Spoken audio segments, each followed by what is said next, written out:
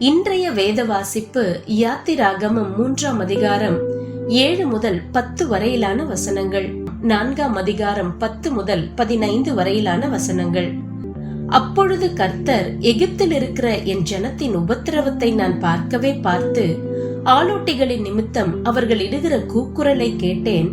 அவர்கள் படுகிற வேதனைகளையும் அறிந்திருக்கிறேன். அவர்களை எகிப்தியரின் கைக்கு விடுதலையாக்கவும், அவர்களை அந்த தேசத்திலிருந்து நீக்கி கானானியரும் ஏத்தியரும் எமோரியரும் பெருசியரும் ஏவியரும் எபூசியரும் இருக்கிற இடமாகிய பாலும் தேனும் ஓடுகிற நலமும் விசாலமுமான தேசத்தில் கொண்டு போய் சேர்க்கவும் இறங்கினேன். இப்பொழுதும் இஸ்ரவேல் புத்திரரின் கூக்குரல் என் சந்நிதியில் வந்து எட்டினது. எகிப்தியர் அவர்களை ஒடுக்குகிற ஒடுக்குதலையும் கண்டேன். நீ இஸ்ரவேல் புத்திரராகிய என் ஜனத்தை எகிப்திலிருந்து அழைத்து வரும்படி உன்னை பார்வோனிடத்திற்கு அனுப்புவேன், வா என்றார். அப்பொழுது மோசே கர்த்தரை நோக்கி, ஆண்டவரே, இதற்கு முன்னாவது தேவரீர் உமது அடியனோடு பேசினதற்கு பின்னாவது நான் வாக்கு வல்லவன் அல்ல, நான் திக்கு வாயும் மந்தனாவும் உள்ளவன் என்றான். அப்பொழுது கர்த்தர் அவனை நோக்கி, மனுஷனுக்கு வாயை உண்டாக்கினவர் யார்? ஊமையனையும் செவிடனையும் பார்வையுள்ளவனையும் குருடனையும் உண்டாக்கினவர் யார்? கர்த்தராகிய நான் அல்லவா?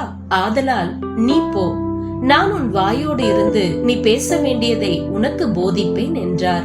அதற்கு அவன், ஆண்டவரே, நீர் அனுப்ப சித்தமாயிருக்கிற யாரையாகிலும் அனுப்பும் என்றான்.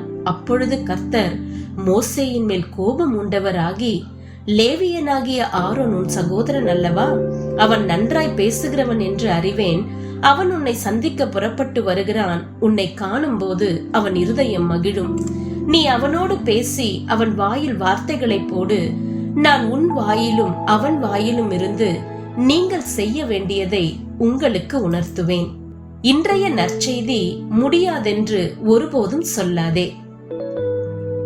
ஜென் பிறக்கும் போதே கால்கள் இல்லாமல் பிறந்ததால் மருத்துவமனையிலேயே கைவிடப்பட்டாள்.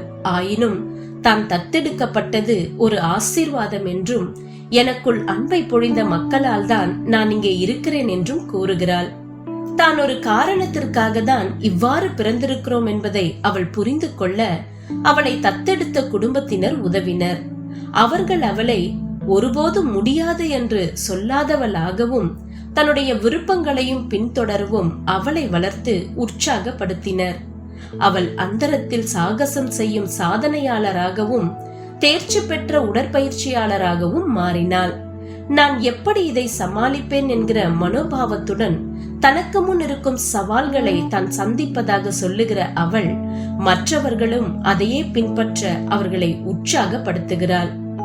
தங்கள் அழைப்பிற்கு இயலாதவர்களாக, பொருந்தாதவர்களாக தங்களை கருதிய அநேகரை தேவன் பயன்படுத்திய சம்பவங்களை வேதம் கூறுகிறது. தேவன் அவர்களை எப்படியாயினும் பயன்படுத்தினார். ஒரு தரமான உதாரணம்தான் மோசே. இஸ்ரவேலர்களை தலைமை தாங்கி எகிப்திலிருந்து வெளியே கொண்டு வர தேவன் அவரை அழைத்த போது மோசே தடை சொன்னார்.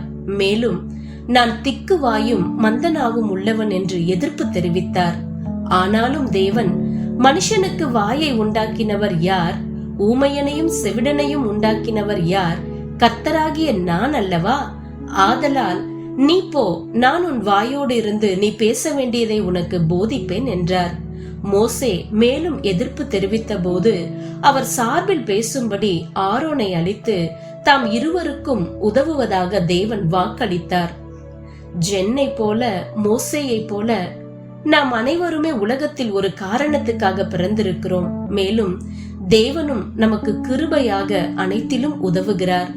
அவர் நமக்கு ஏற்ற நபர்களை தருகிறார். மேலும் அவருக்காக நாம் வாழ நமக்கு தேவையான அனைத்தையும் தருகிறார்.